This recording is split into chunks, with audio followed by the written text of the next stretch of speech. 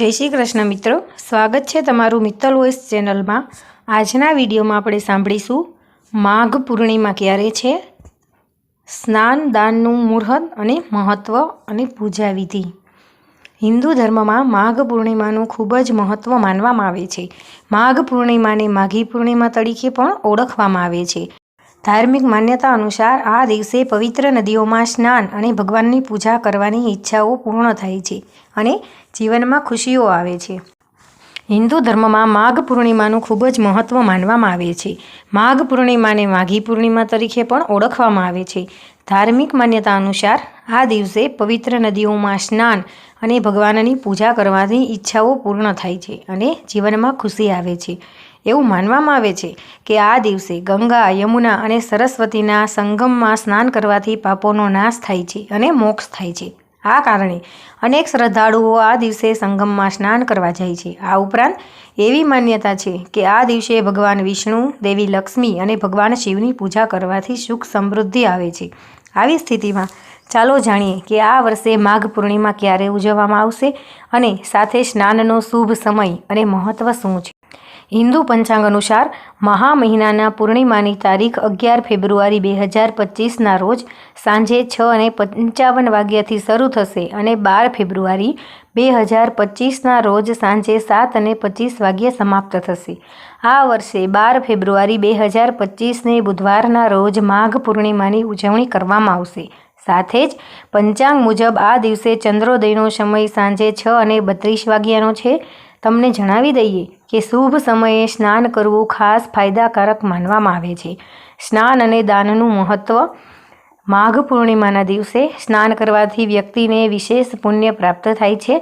एवी मान्यता छे कि आ दिवसे गंगामां स्नान करवाथी जीवनना बधा पाप दूर थाय छे अने आत्मा शुद्ध थाय छे। जो आ दिवसे गंगामां स्नान शक्य न होय तो पवित्र जळमां गंगाजळ मिक्स करीने घरमां स्नान करी शको छो। आ दिवसे दान करवानुं खूब ज शुभ मानवामां आवे छे। माघ पूर्णिमाना दिवसे जरूरियातमंदोने भोजन, वस्त्र, धन अने भोजननुं दान करवाथी जीवनमां सुख समृद्धि आवे छे। एवुं मानवामां आवे छे कि आ दिवसे खास करीने सफेद वस्तुओ, दूध, दही, चोखा वगैरे दान करवाथी चंद्रदोष दूर थाय छे अने मानसिक शांति मळे छे। माघ पूर्णिमाना दिवसे भगवान विष्णु अने देवी लक्ष्मीनी पूजा करवाथी घरमां वृद्धि थाय छे। आ दिवसे भगवान शिवनी पूजा करवाथी तमाम कष्टोमांथी मुक्ति मळे छे। जे लोको जीवनमां समस्याओनी सामे झઝૂમી रह्या छे तेमणे आ दिवसे शिवलिंगने जळ अर्पित करीने विशेष प्रार्थना करवी जोईए। मान्यता छे कि आम करवाथी भगवान शिवनी कृपा वरसती होय छे। माघ पूर्णिमानुं नाम माघ मघा नक्षत्र परथी पड्युं छे। कहेवाय छे कि आ दिवसे हिंदू देवी देवताओ पृथ्वी पर अवतरे छे अने मनुष्य रूपे स्नान, दान अने पूजा पाठ वगैरे करे छे। आ ज कारण छे कि आ दिवसे गंगामां स्नान करवानुं विशेष महत्व आपवामां आव्युं छे। कहेवाय छे कि आ दिवसे गंगामां स्नान करवाथी व्यक्तिने आ जन्ममां તેમજ પાછલા જન્મના પાપોમાંથી મુક્તિ મળે છે તેમજ મોક્ષની પ્રાપ્તિ થાય છે। જો માઘ પૂર્ણિમાના દિવસે પોષ નક્ષત્ર હોય તો શાસ્ત્રો અનુસાર આ દિવસનું મહત્વ અનેક ગણું વધી જાય છે। માઘ પૂર્ણિમાના આ શુભ અવસર પર પવિત્ર નદીઓમાં ડૂબકી મારવાની ખૂબ જ શુભ છે। આ દિવસે દાન અને પુણ્ય કરવાથી વર્તમાન અને ભૂતકાળના તમામ પાપોમાંથી મુક્તિ મળે છે। માઘ પૂર્ણિમાના દિવસે ભગવાન વિષ્ણુ અને ભગવાન હનુમાનની પૂજા કરવામાં આવે છે। એવું કહેવાય છે કે જે વ્યક્તિ આ દિવસે નિસ્વાર્થ ભાવથી અને સંપૂર્ણ ભક્તિ સાથે પૂજા કરે છે તેની બધી મનોકામના પૂર્ણ થાય છે। માઘ પૂર્ણિમાને મહામાઘી અથવા માઘી પૂર્ણિમા તરીકે પણ ઓળખવામાં આવે છે। સમગ્ર દેશમાં ઉજવવામાં આવે છે।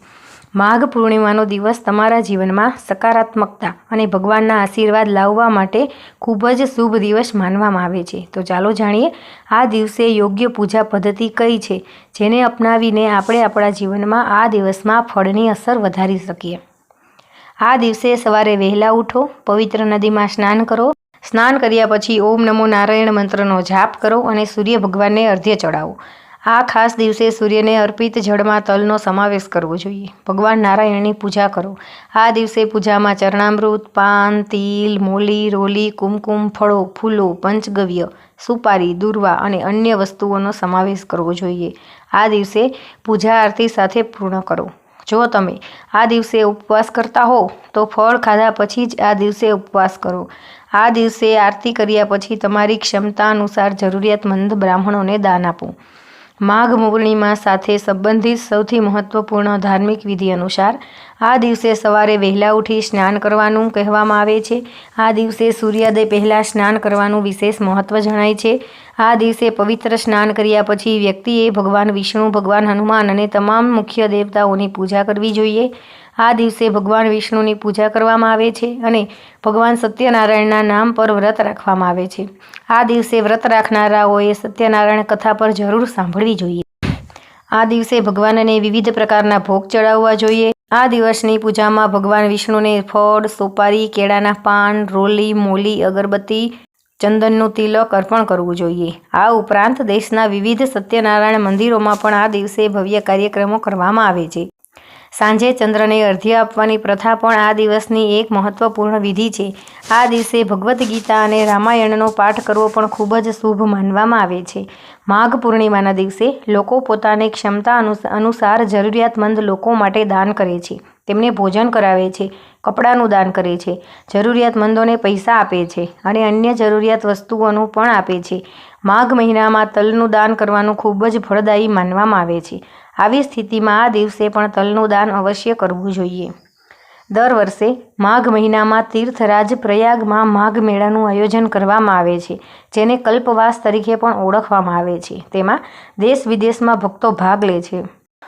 પ્રયાગમાં કરવામાં આવતી આ કલ્પવાસની પરંપરા સદીઓથી ચાલી આવે છે. એવું કહેવાય છે કે માઘ પૂર્ણિમાના દિવસે સ્નાન સાથે કલ્પવાસનું સમાપન થાય છે. માઘ માસમાં કલ્પવાસનું મહત્ત્વ જણાવવામાં આવ્યું છે. માઘ મહિનામાં પ્રયાગમાં સંગમના કિનારે વસવાટ કરતા તીર્થને કલ્પવાસ કહેવામાં આવે છે. આ શબ્દનો અર્થ શોધવા જઈએ તો સંગમના કિનારે રહીને વેદ અને ગ્રંથોનું અધ્યયન અને મનન કરવું. આવી સ્થિતિમાં કલ્પવાસ દરમિયાન અહિંસા, ધૈર્ય, ભક્તિનો સંકલ્પ લેવામાં આવે છે. માઘ મહિનામાં ભગવાન વિષ્ણુની પૂજા કરવાની વિશેષ શુભ છે. આ મહિને કલ્પવાસ પૂરો થયો છે. યુધિષ્ઠિરે મહાભારતના સંઘર્ષ દરમિયાન વીરગતિ પ્રાપ્ત કરનાર તેમના પરિવાર માટે મોક્ષ મેળવવા માટે માઘ મહિનામાં કલ્પવાસ કર્યો હતો. કલ્પવાસ દરમિયાન લોકો દિવસમાં માત્ર એક જ વાર ભોજન લે છે. એવું કહેવાય છે કે જે વ્યક્તિ કલ્પવાસનું વચન લે છે અને તેનું નિયમિતપણે પાલન કરે છે, તેને આગામી જન્મમાં રાજાનો જન્મ થાય છે. જો આપણે વર્તમાન સમયને જોઈએ તો તે ઉચ્ચ પદ પ્રાપ્તિ તરીકે જોઈ શકાય છે. કલ્પવાસ દરમિયાન વ્યક્તિએ સંગમ કિનારે ઝૂંપડી બનાવીને રહેવું પડે છે. આ દરમિયાન તેણે પરિવારથી દૂર રહેવું પડે છે. કલ્પવાસ દરમિયાન દિવસમાં 3 વખત ગંગા સ્નાન અને પૂજા કરવાનો નિયમ જણાવવામાં આવ્યો છે. આ દરમિયાન માત્ર સાત્વિક ભોજન જ ખાવામાં આવે છે અને જમીન પર પલંગ બનાવવામાં આવે છે. કલ્પવાસ દરમિયાન તમારી બધી ખરાબ ટેવો છોડવી પડે છે. ધૂમ્રપાન, દારૂ, તમાકુ સેવન પર પ્રતિબંધ હોય છે. સમય દરમિયાન કોઈને જૂઠું કે અપમાનજનક શબ્દ ન બોલવા જોઈએ. કલ્પવાસ દરમિયાન ઘણા લોકો તેમની ઝૂંપડીમાં તુલસીનો છોડ વાવે છે અને નિયમિતપણે તેની પૂજા કરે છે. કલ્પવાસના અંતે ભગવાન સત્યનારાયણની પૂજા કરવામાં આવે છે અને પૂજા કર્યા બાદ ક્ષમતા પ્રમાણે દાન કરવાથી કલ્પવાસ પૂર્ણ થાય છે. સનાતન ધર્મમાં પૂર્ણિમા તિથિને ખૂબ જ વિશેષ માનવામાં આવે છે અને માઘ મહિનાની પૂર્ણિમા તિથિ ખૂબ જ વિશેષ માનવામાં આવે છે. આ દિવસે સ્નાન અને દાનનું વિશેષ મહત્ત્વ હોવાનું કહેવાય છે. આ દિવસે પવિત્ર નદીમાં સ્નાન કરવાનું પણ ખૂબ મહત્ત્વ છે. માઘ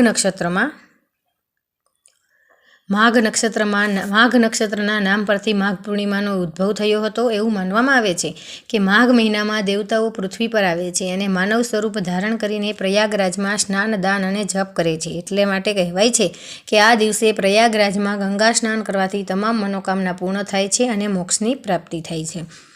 માઘ પૂર્ણિમાના દિવસે ગંગા અથવા કોઈપણ પવિત્ર નદીમાં સ્નાન કરીને ભગવાન વિષ્ણુની પૂજા કરવી જોઈએ. આ દિવસે ગંગા અથવા કોઈપણ પવિત્ર નદીમાં સ્નાન કરવાથી પાપોનો નાશ થાય છે અને આત્માની શુદ્ધિ થાય છે. આ દિવસે સવારે વહેલા ઉઠીને ભગવાન વિષ્ણુ અને મા લક્ષ્મીની પૂજા કરવી જોઈએ. આવું કરવાથી ઘરમાં ક્યારેય પૈસાની કમી નહીં આવે અને ભગવાનની કૃપા તમારા પર બની રહેશે. માઘ પૂર્ણિમાના દિવસે પીપળાના વૃક્ષની પૂજા કરવી ખૂબ જ શુભ માનવામાં આવે છે.